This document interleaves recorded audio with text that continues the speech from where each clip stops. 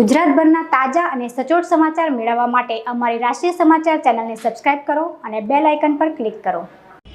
છેલ્લા અઢી વર્ષમાં નોંધણી કરી પોતાના નામે કરેલ તમામ વાહનો બ્લેકલિસ્ટ કરવામાં આવતા વાહન ચાલકો દોડતા થઈ ગયા છે। બ્લેકલિસ્ટ થયેલ માલિકીના વાહન સહિત અન્ય તમામ વાહનોના માલિકોને કુદરતી ન્યાયના સિદ્ધાંત મુજબ નોટિસ પણ આપવામાં આવેલ નથી તથા વહીવટીતંત્રની ભૂલના કારણે તમામ વાહન માલિકોને હેરાન પરેશાન થવાનો વારો આવ્યો છે। 1 એપ્રિલ 2021 પછી ખરીદાયેલી કાર, ટ્રક, બસ અને ટેમ્પો સહિતના વ્હીકલની હંગામી ફીમાં વધારો કરાયો હતો, જ્યારે ટુ વ્હીલરની ફીમાં ઘટાડો કરાયો છે। હવે હંગામી ફીમાં કરાયેલા વધારાની અમલવારી કરાવવાનું છેક અઢી વર્ષ પછી રાજ્યના વાહન વ્યવહાર વિભાગે સોફ્ટવેરમાં જરૂરી ફેરફાર કરી દીધા હતા।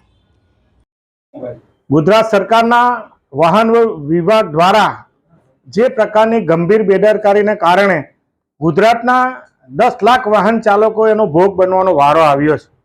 ગુજરાતની ભારતીય જનતા પાર્ટીની સરકાર જે સુશાસન સુવહીવટની વાત કરે છે,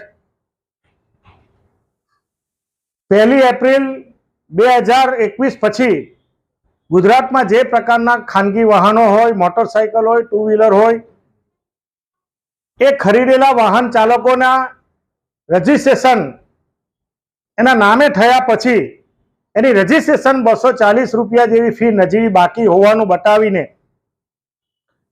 વાહન વિભાગ દ્વારા આને બ્લેકલિસ્ટ કરવામાં આવ્યા છે। માનનીય મુખ્યમંત્રીશ્રી અને માનનીય વાહન વ્યવહાર મંત્રીશ્રીને પત્ર લખીને વિનંતી કરી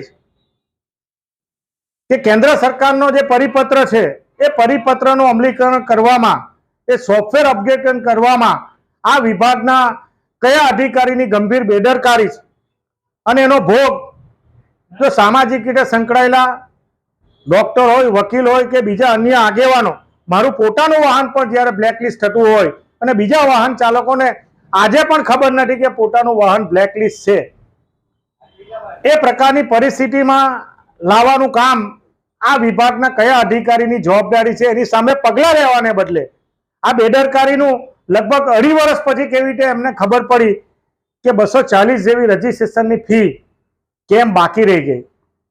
કાયદા પ્રમાણે કોઈ પણ ફી બાકી, 1 રૂપિયો પણ બાકી હોય તો રજીસ્ટ્રેશન થતું નથી। તો રજીસ્ટ્રેશનની સંપૂર્ણ કામગીરી વાહન ચાલકોના નામે વાહનો થયા પછી શા માટે આ બ્લેકલિસ્ટ કરવામાં આવ્યા, એની તપાસ કરવાને બદલે સામાન્ય માણસને દંડનું કરવાનું કામ આ સરકાર કરી રહી છે। ત્યારે સરકારને વિનંતી કરીએ છીએ અને વાહન વ્યવહાર વિભાગના મંત્રી અને મુખ્યમંત્રીને વિનંતી કરીએ કે કાલે કોઈને અકસ્માત થાય તો કોની જવાબદારી અને આનો ભોગ સામાન્ય વ્યક્તિ ન બને અને આ વિભાગના અધિકારીને તત્કાલ અસરથી સસ્પેન્ડ કરવામાં આવે અને જે નાણાંની રકમ બાકી છે એની પાસે વસૂલાત કરવામાં આવે, એ પ્રકારનો પત્ર લખીને લોકહિતમાં મેં રજૂઆત કરી છે।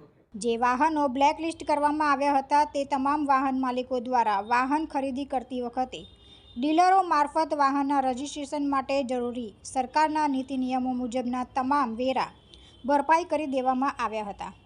નવા વાહન ટેમ્પરરી રજીસ્ટ્રેશન ફીમાં થયેલ સુધારા વધારાના અમલીકરણમાં વાહન વ્યવહારના જવાબદાર અધિકારીઓ દ્વારા થયેલ ભૂલ અને બેજવાબદારીના કારણે ગુજરાતમાં આશરે 10 લાખથી વધુ વાહન વ્યવહાર વિભાગ દ્વારા બ્લેકલિસ્ટ કરવામાં આવ્યા છે।